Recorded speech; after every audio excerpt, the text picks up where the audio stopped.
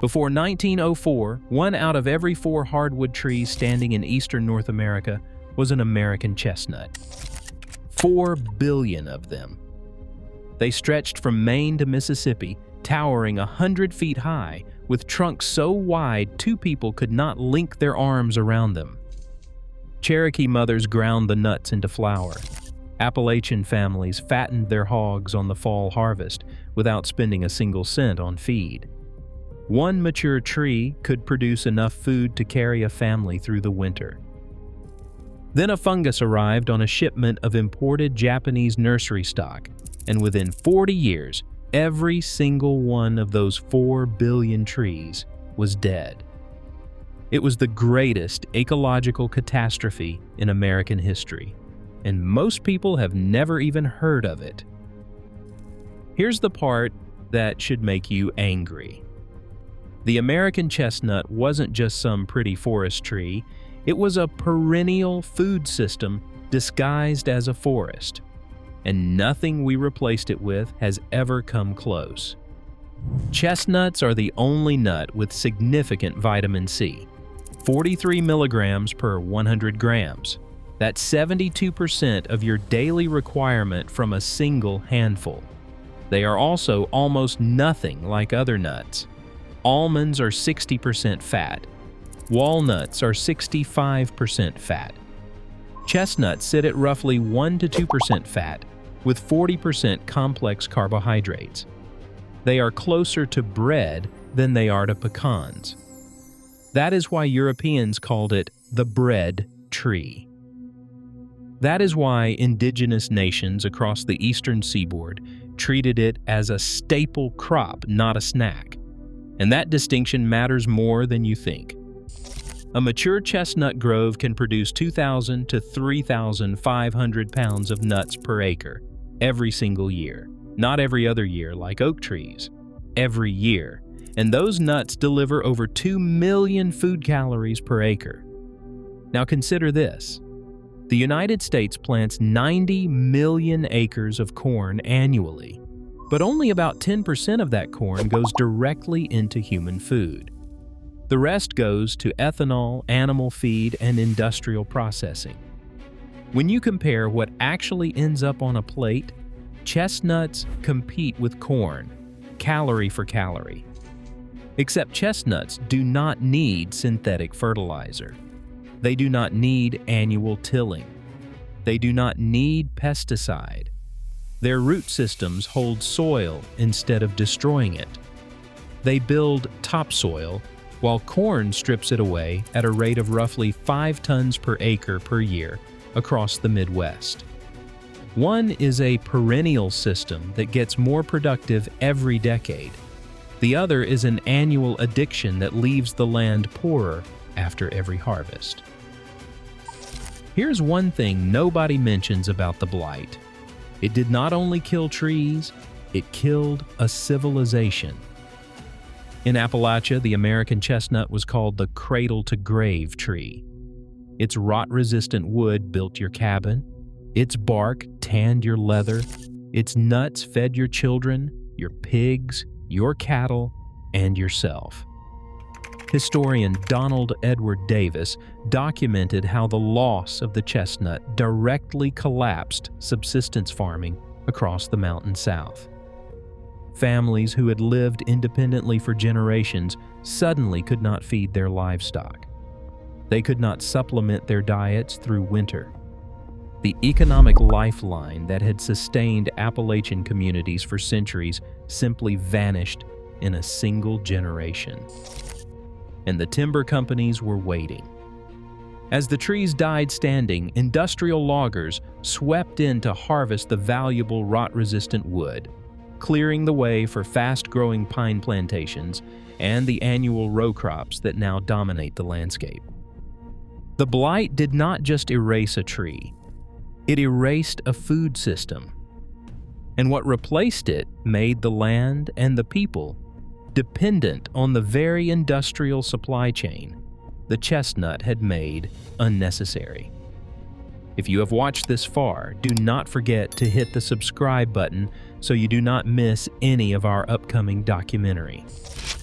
Now, you would think a loss this catastrophic would inspire an urgent national recovery. And it did, eventually. But the road back has been messier than anyone expected. The American Chestnut Foundation, founded in 1983, launched a back-cross breeding program.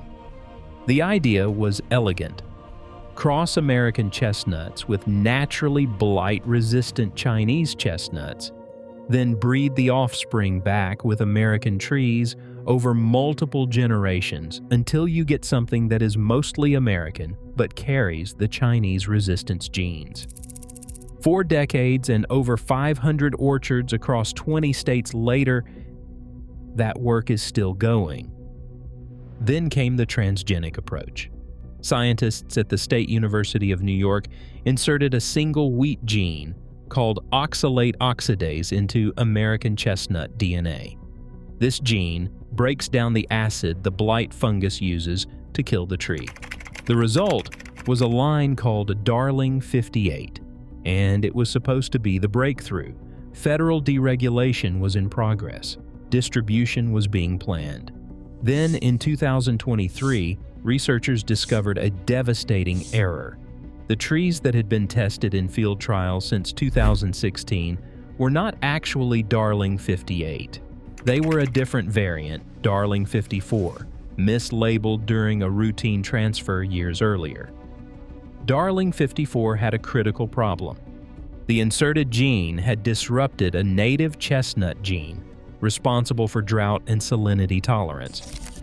The trees were growing stunted, covered in cankers, and not performing as expected. The American Chestnut Foundation pulled its support. Critics pounced. Indigenous groups who had already opposed releasing genetically modified trees into wild forests saw their concerns validated. But here is what the headlines missed. The chestnut's comeback was never riding on a single strategy. It never needed to.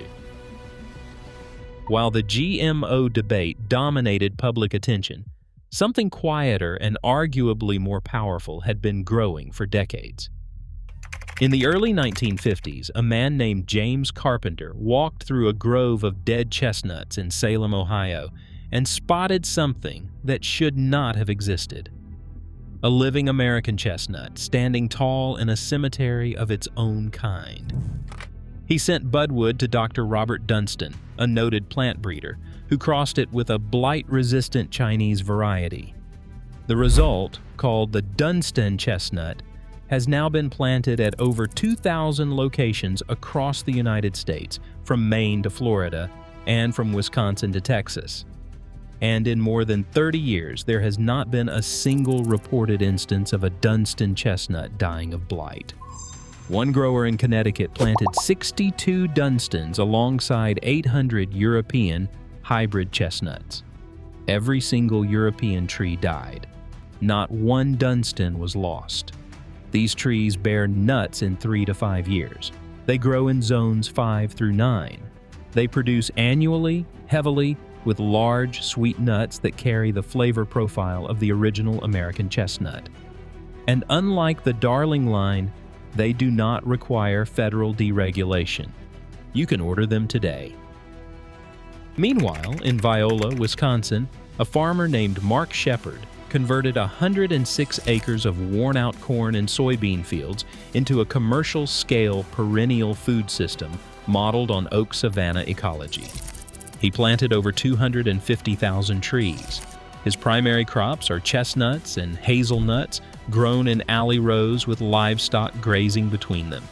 Pigs, cattle, turkeys, and chickens rotate through the system, doing the maintenance work that machinery does on a conventional farm.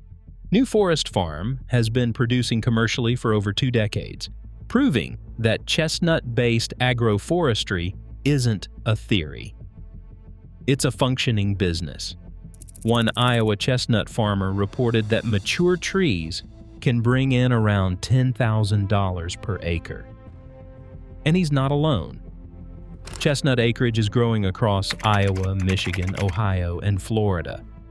The United States imported 6.5 million pounds of chestnuts in 2017, Because domestic production couldn't meet demand. The market is already there. The trees are already available. What's missing is the knowledge that any of this is possible. So here's where we land. 4 billion trees were lost. A food system that sustained indigenous nations and mountain communities for thousands of years was erased in a single generation. But the biology survived.